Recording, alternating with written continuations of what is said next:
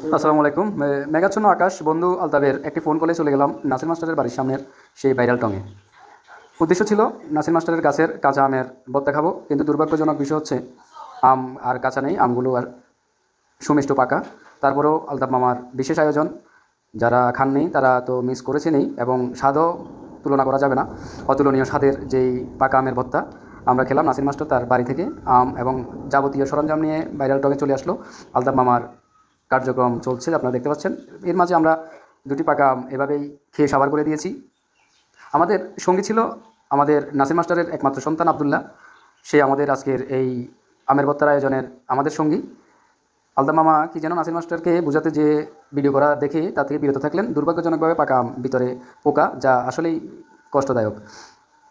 এভাবেই দেখছেন নাসির মাস্টার তার গাছ, নিজের গাছ কিনা জানি না, হয়তো অন্যের গাছও হতে পারে, আম আমাদের জন্য নিয়ে আসছেন। ব্যস্ত আবদুল্লাহ মোবাইল নিয়ে, মোবাইলে সে আর অন্যদিকে কোনো খেয়াল নেই, মোবাইল নিয়ে ব্যস্ত। আলতাব মামা ব্যস্ত আমের যে শাসনি, মানে আমের ভর্তা তৈরি করতে। দুজনে কি যেন নিয়ে ঘুষাঘুষি করছেন, ঘুষাঘুষি না, ঠিক ঘুষাঘুষি করছেন।